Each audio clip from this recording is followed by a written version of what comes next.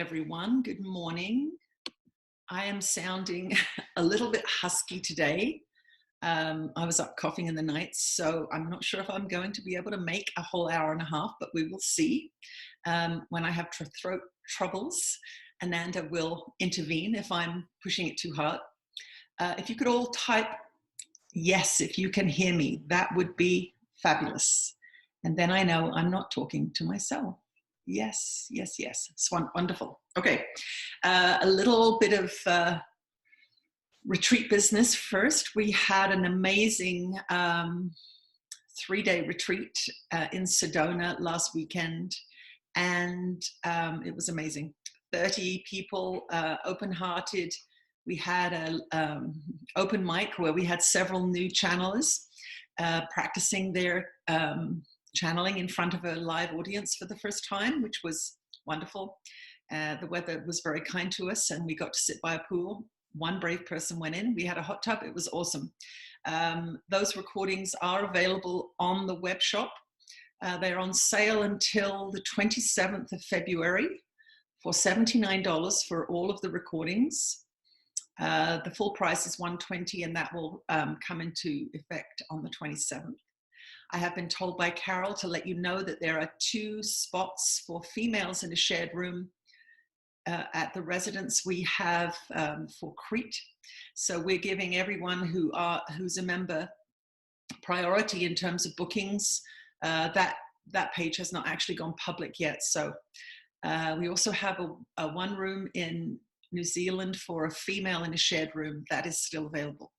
So if you are interested in any of those spots, maybe you've changed your mind and you feel that you'd like to get away a little bit, New Zealand is in 3 weeks, and Crete is the 28th of May to the 1st of June in the gorgeous Mediterranean, where they have lovely food and climate.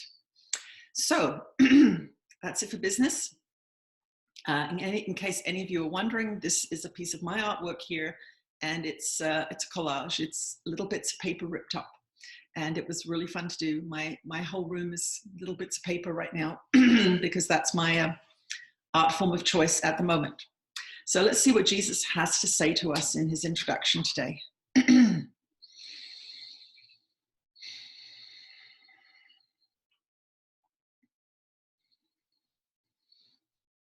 You are blessed beings indeed. I am that one that you know as Jesus. And we have been guiding our dear one to leave that little piece of artwork up there to inspire all of you.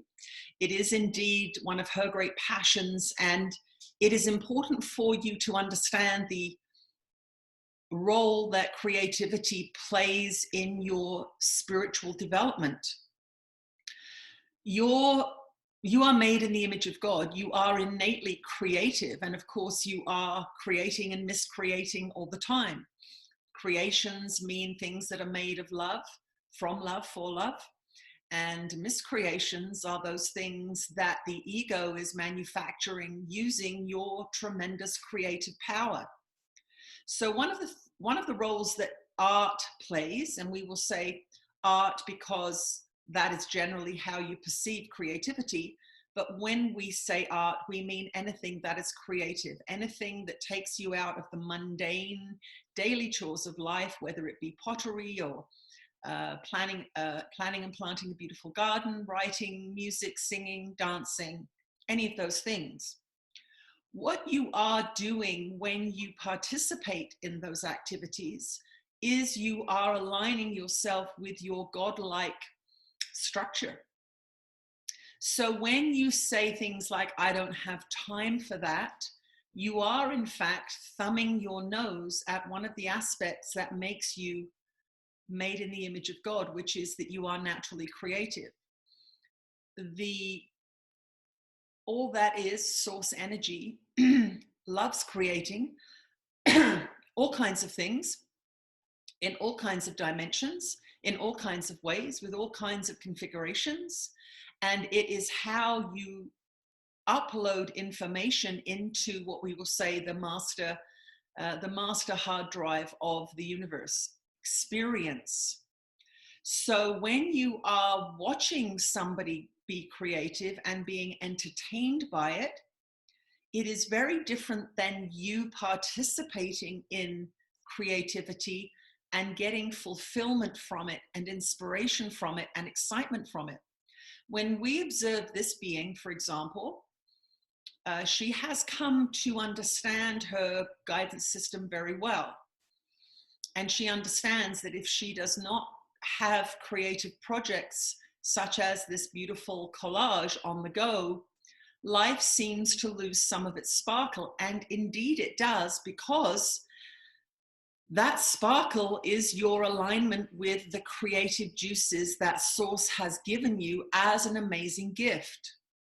So we would like all of you to begin to make time for creativity, true creativity, not making things to make money, which is one of the contaminations that your creativity has been infected with in your society.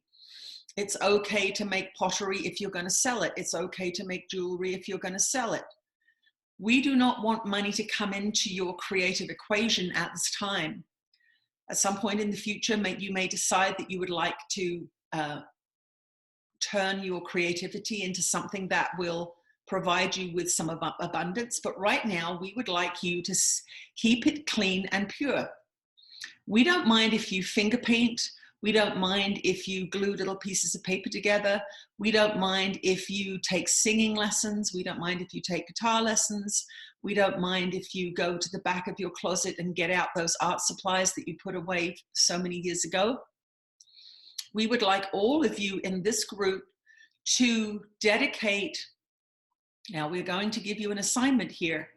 We would like you to dedicate 3 hours a week to specific creative projects.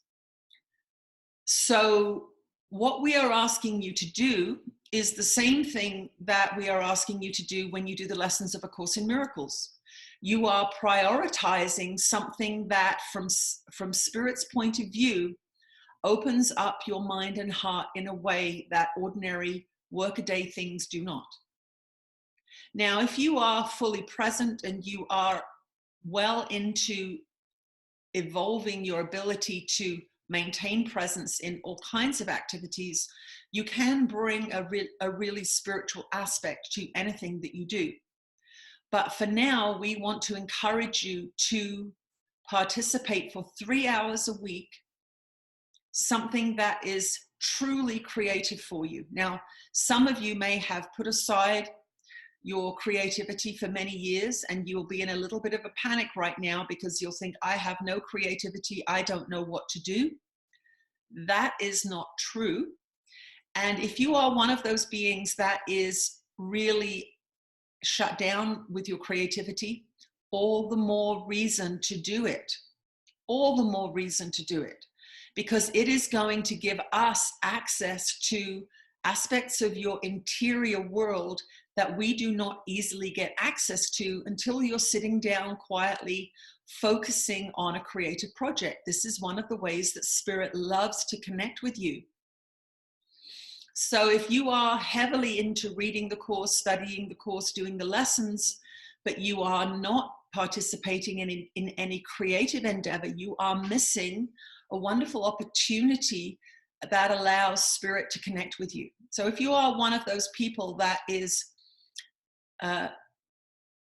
operating under the erroneous belief that you have no creativity, we will say, buy yourself some felt tip pens of beautiful colors and draw circles and color them in.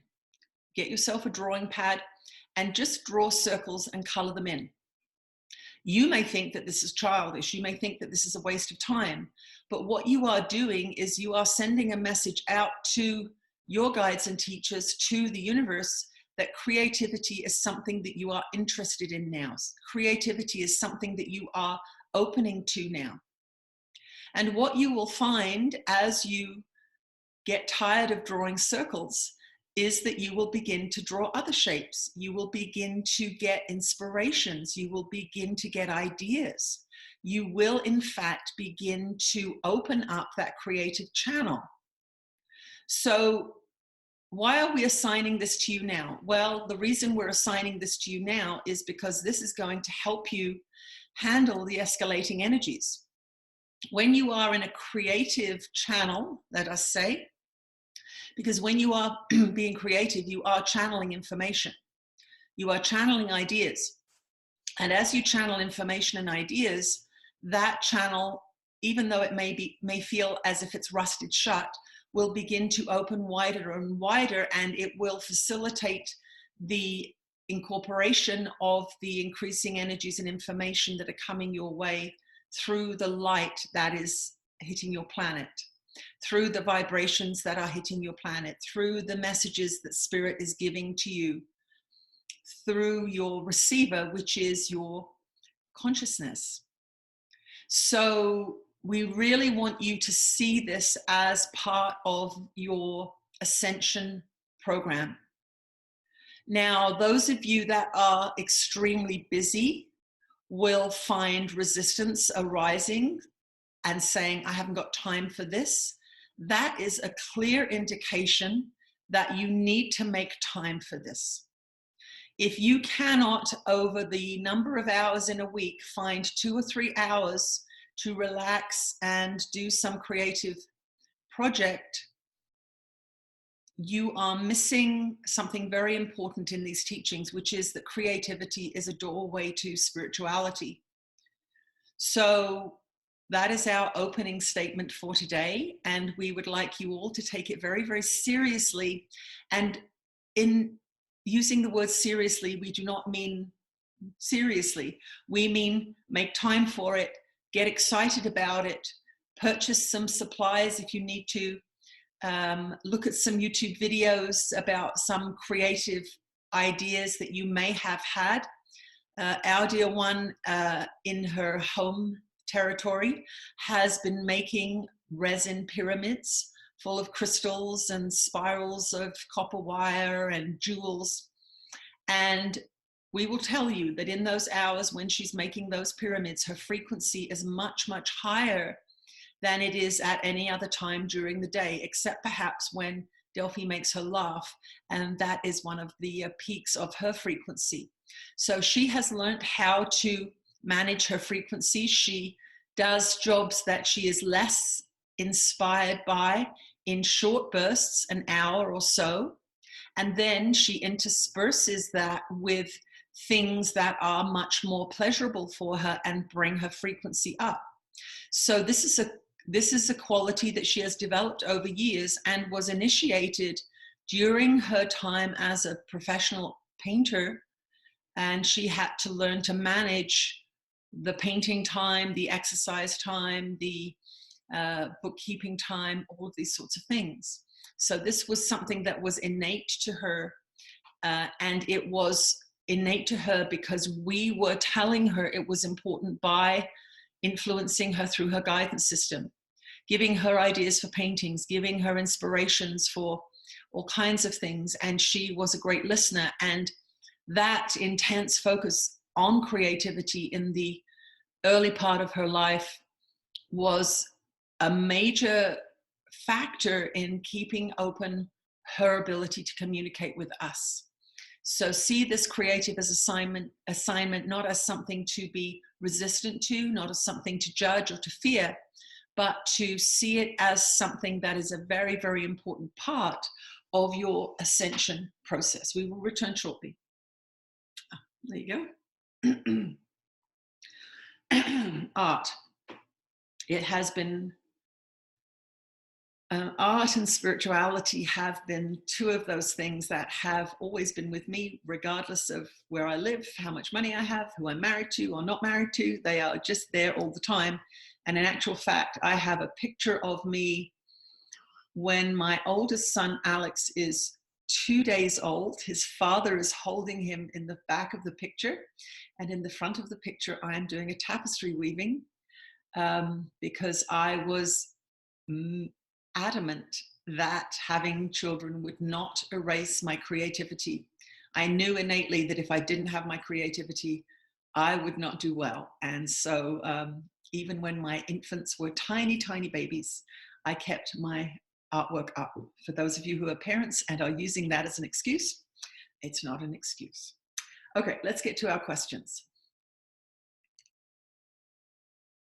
I have a question for the next live streaming. Would Jesus or Ananda shed light on what the implications are about an experience I've been having frequently?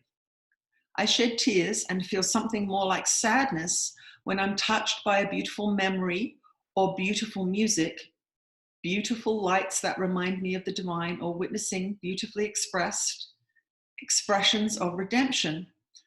I wonder that I don't feel joy. So somebody's feeling shedding tears. Let me just erase that so I don't ask it again. See what Ananda has to say. We're with you again, dear ones. As usual, we want to thank you all for dragging your bodies and your minds together with us here. It is a great testament to your love of this work. It is a great testament of your love of truth. And as a collective of many, many beings, there are many of us in this collective, we are appreciative of your attention. We understand what a busy world you live in. We understand that there are many things calling to you to keep you away from conversations such as this. And we want to thank you for your dedication to practicing what you are practicing. We want you to know that we feel every prayer. We feel every one of you that is in this group. We are working with all of you all the time. We do tend to ramp it up a little bit at these retreats, and many of us come together as a focal point around those gatherings and within those gatherings. And there are many beings who receive significant upgrades in the retreats and begin channeling or begin automatic writing, who begin to have Kundalini awakenings. This is a great joy for us. We often dedicate several days before, during, and after those retreats to recalibrating the attendees and helping them up their frequency. So when somebody comes to one of these retreats, they are getting far more than they are seeing. They are getting tremendous assistance from non-physical beings. We are here to encourage you. We are here to love you. We are here to give you information that is going to assist you in maintaining your frequency throughout the challenging times that you have chosen to live in. So we will get to the answer to that question, don't worry, but we do like to have a little freedom in the beginning to speak about what we wish to speak about. We are no different than you. We love our freedoms. So what's happening right now on your planet is a concerted effort to restrict your freedoms and to limit the information that you are able to access. So we want to remind all of you that if you are using the internet for your information, you must understand that a lot of very valuable information is not making its way onto your main social media sites because they are being censored. So if you are researching something or you're interested in a subject, don't just do a Google search, as you say, because Google will not give you all of the information. For example, if you are doing a Google search on alternative healthcare, you will only get warnings from Google. You will not see the subjects and the healing modalities that are helping people. You must begin to search yourself and to go to specific websites. So this is something that we are bringing to your attention because many of you in this society believe that if you Google something, you're getting all the answers. Well, you're not. Google is deeply censoring information, and it is important for you to understand that. We don't want you to hate Google. We want you to continue on with your forgiveness practice of everything. And what we want you to understand is that systems such as this, these censoring systems, have been allowed to develop because of the general disempowerment that has been taking place throughout society. So as more and more people began to watch television, as more and more people began to conform, let us say, giving up their creativity as per the previous discussion, giving up their connection to spirit, giving up these things, becoming more materialistic, your real power, that connection to source, was diminished through free will. Everyone who turned their television on did it using their free will. Everyone who sent their children to regimented schools used their free will. Everybody who did as they were told and didn't listen to their guidance system did it using their free will.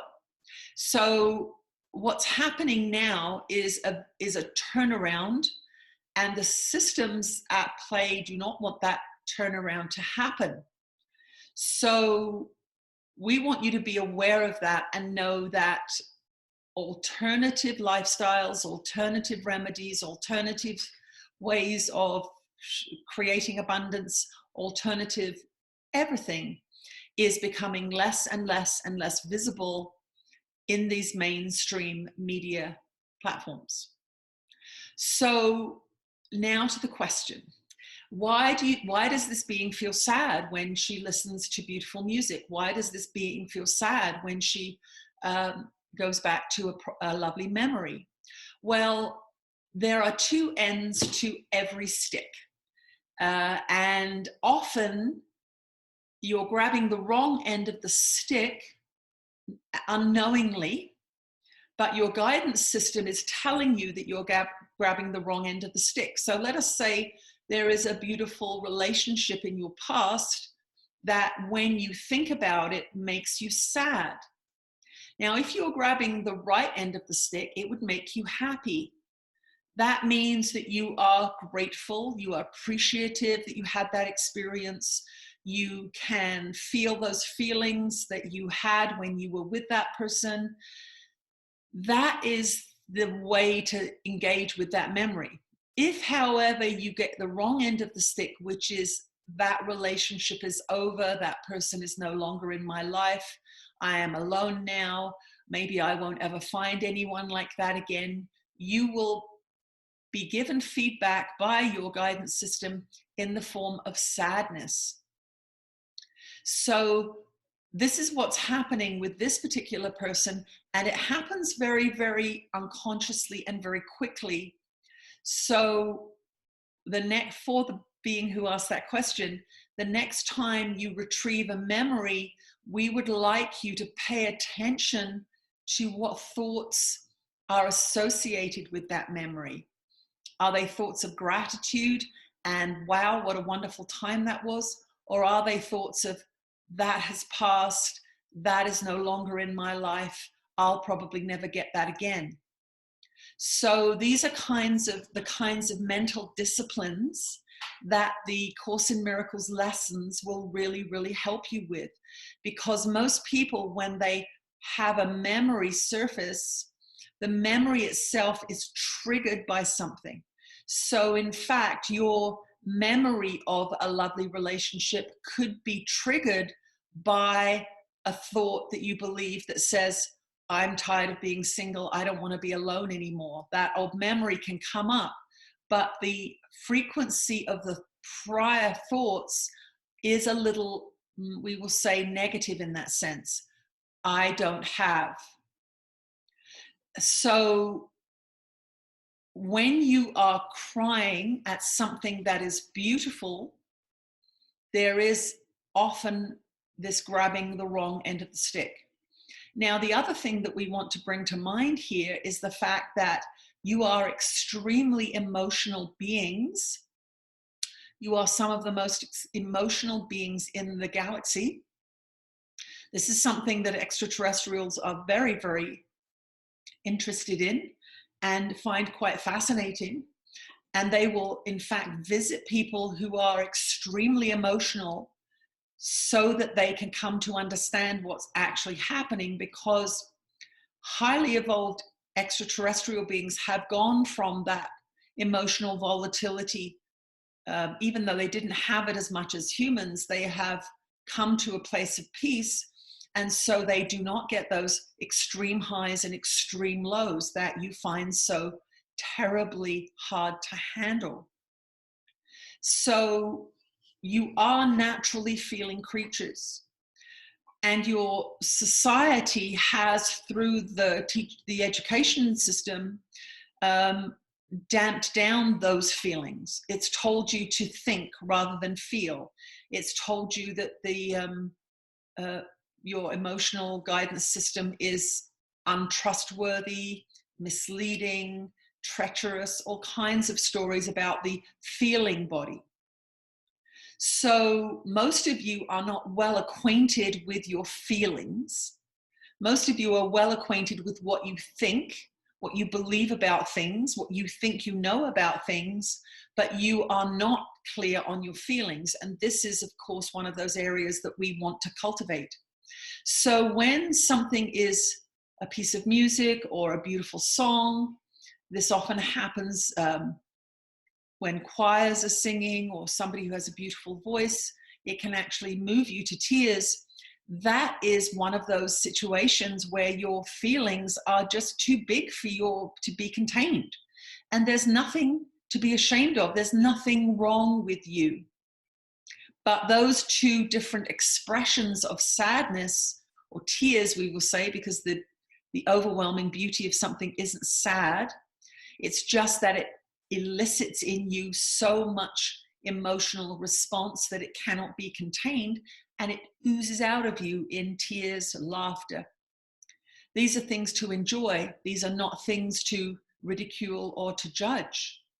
And so when you are experiencing what seem to be inappropriate tears, what you must do is use it as an opportunity to ask yourself, am I telling myself a sad story about the past, or am I merely overwhelmed with the beauty of this present moment in which I am fully, fully immersed?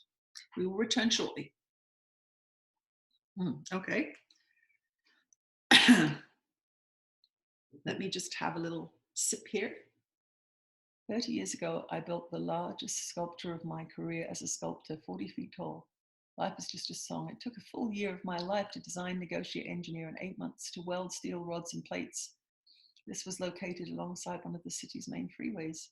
It was catalogued by the Smithsonian National Museum. The property manager had it destroyed. I called to ask why. He won't return my phone calls asking why. My ego identity was intertwined into this artwork, which left me with a pit in my stomach. It was something I could proudly point to as one of my life's accomplishments. Russ Erickson, oh dear.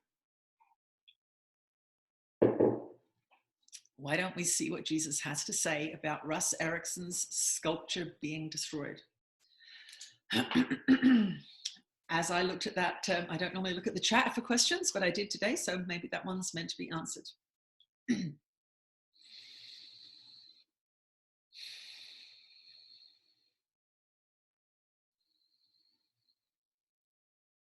You are blessed beings indeed, and this question is indeed meant to be answered because it refers to the suffering of the artist whose ego has become involved in their work.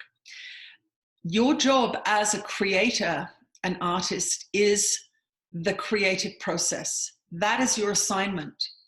It is so important not to become attached to the work. It is so important to understand that nothing real can be threatened.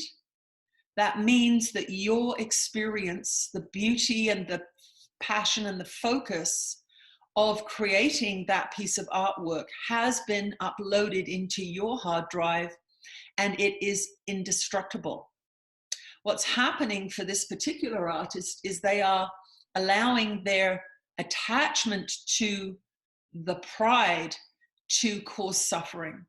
So it's okay to love what you have created. It's okay to enjoy what you have created.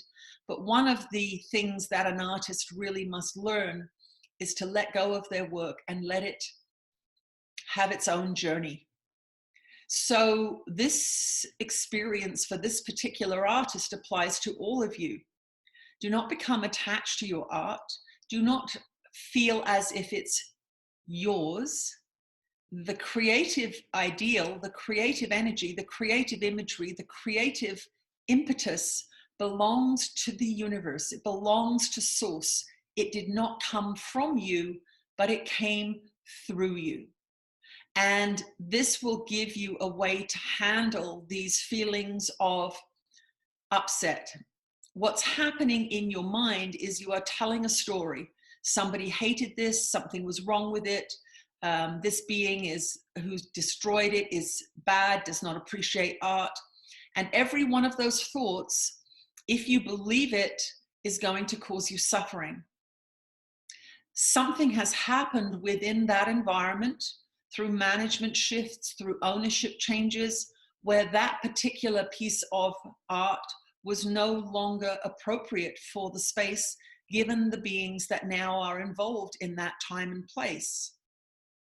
As the artist, we would like you to let this go. We would like you to stop trying to phone that person, but use this experience as an opportunity to listen to the stories that your beliefs are generating. Remember, your thoughts are being generated from the beliefs you hold about yourself, about your art, about your value. This is what we would like you to understand, that your value has nothing to do with what you produce. Your value has nothing to do with people's opinions of you. This being, in fact, wanted to be a famous artist at one point. She was dedicated to becoming Canada's best wildlife artist because she felt inadequate, because she felt as if she was nobody, because she felt that she was not achieving anything of any significance in her life. Through the study of A Course in Miracles, that ambition faded. The love of art has never faded. Her passion for doing art has never faded. But what has faded is her belief that she needs to be somebody to feel okay. In fact, she doesn't need to be somebody at all. She is very happy living ordinary days, loving her art, loving her connection with all of you, channeling, loving her dog, appreciating the environment that she's in. She has come to a place where fame, fortune, and notoriety are unnecessary. And that indeed is a place that we will wait for somebody to come to before great abilities come to them. Because if the ego is at play still, if the ego is still needing attention, needing notoriety, needing applause, let us say, then any influence and power can go to feeding the ego rather than amplifying the abilities of that being as a gift to the world. So we would like you to treat that piece of art as if you would a dear departed family member who has lived their life and has now gone on to other realms. We would like you to see that it has created a space for you to make more art. Instead of getting kudos and strokes from an old piece of art, we would like you now to get kudos and strokes from your soul as you create new pieces of art that reflect the consciousness that you now have. Say goodbye with love. Thank that piece of art for everything it has given you. And the things it has given you have never been removed. They are still with you. But the stories that you are telling about the loss of the physical object, the loss of the adoration, the loss of your belief that somehow this piece of artwork made you better, those are the stories in your mind that are causing you pain. So let them go and get on to the next project, which is the artist's responsibility. Do the art, let it go. Do the art, let it go. Do the art, let it go.